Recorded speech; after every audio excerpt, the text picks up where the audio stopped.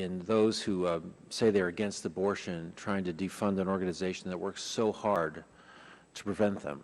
And one of the core missions of Planned Parenthood is to prevent unwanted pregnancies, and my colleagues apparently want to shut it down. We're late in the day, and a lot of people have said a number of things, but I'd emphasize a couple.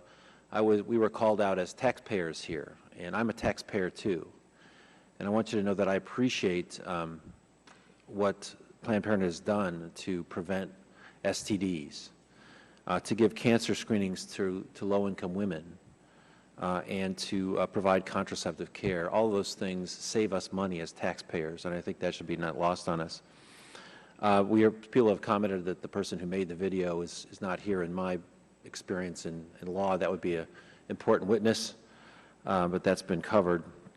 And I'd say, too, that I acknowledge and I agree that the discussion of these issues on these videos was somewhat disturbing and at least insensitive. The issue for us, though, in the Judiciary Committee is to look at what's legal.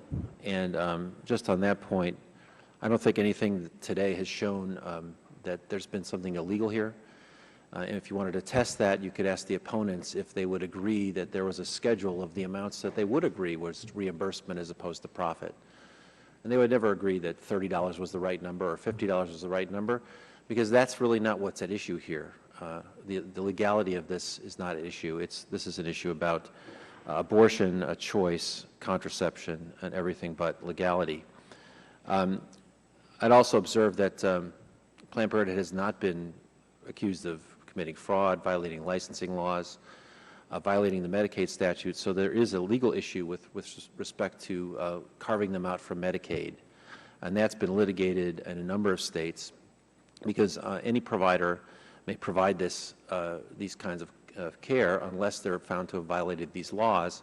Planned Parenthood hasn't been, and attempts to cut them off in Tennessee, Indiana, Arizona, North Carolina have all been fruitless for those reasons. So I think it's illuminating in many ways to have this hearing.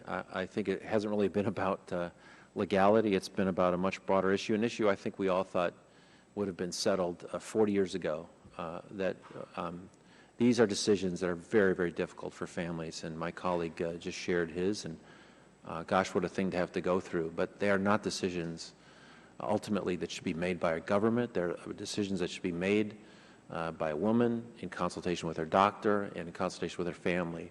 And it's not for the Judiciary Committee or the United States government or any government to say how families should handle that very, very tough issue. So with respect to the issue of legality, I hope we've run our course. We've certainly had enough time to discuss it.